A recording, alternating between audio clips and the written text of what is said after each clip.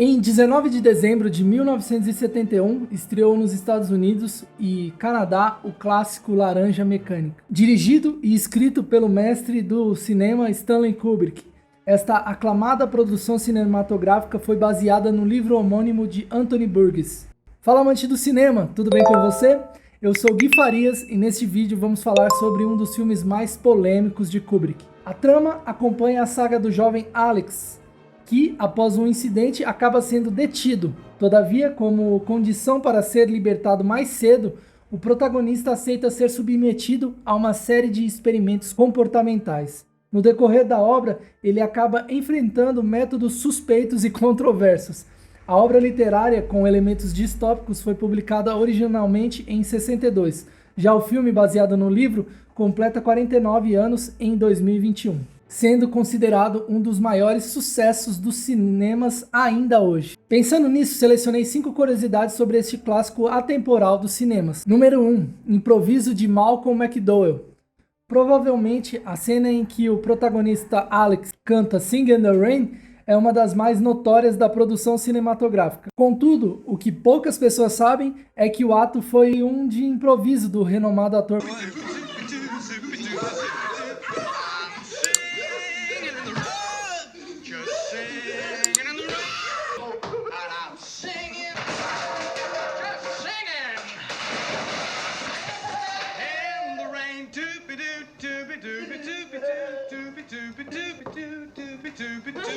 De acordo com a Rolling Stones Brasil, o diretor Stanley Kubrick gravou a cena inúmeras vezes até surgir um improviso que deu certo. 2. Os direitos autorais de Mick Jagger. Mick Jagger, integrante da banda Rolling Stones, chegou a comprar os direitos da produção cinematográfica pelo equivalente a $500 mil.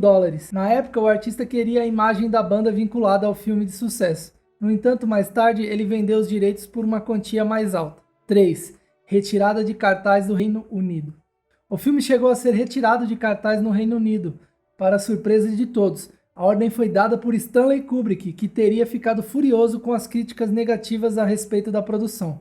Portanto, na época, ele chegou a declarar que a obra seria exibida novamente em solo britânico após a sua morte. E o Stanley Kubrick recebeu uma carta ameaçando a sua vida e a de sua família.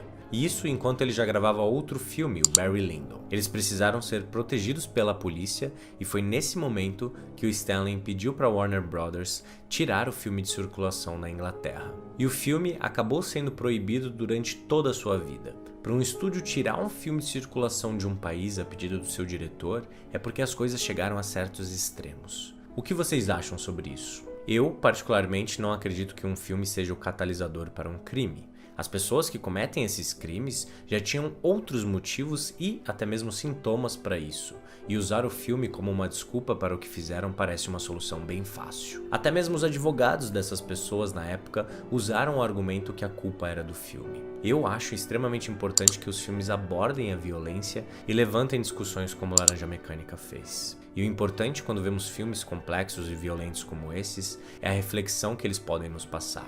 Porque Laranja Mecânica, ao primeiro olhar, pode parecer ser muito divertido. Inclusive, muitas pessoas lembram dele dessa forma. Ele se transformou em um grande clássico, com camisetas e pessoas usando as fantasias em festas.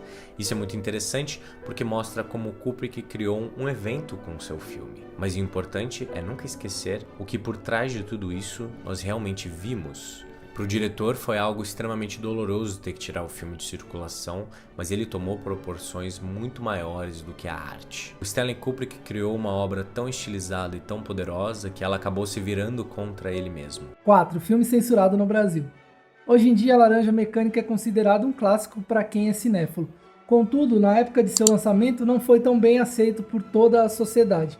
Por exemplo, no Brasil, a trama foi censurada pelo regime militar. Segundo a Rolling Stones, o longa foi proibido para menores de 18 anos. Além disso, cenas de nudez foram exibidas com marcas de censura por cima.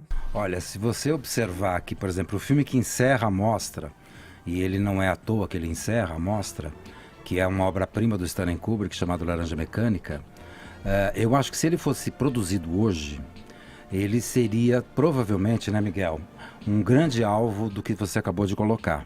Porque se há uma coisa que o Kubrick não tinha preocupação alguma é com a reação política de que alguém pudesse ter, né? Senão ele não teria feito, por exemplo, Doutor Fantástico, né?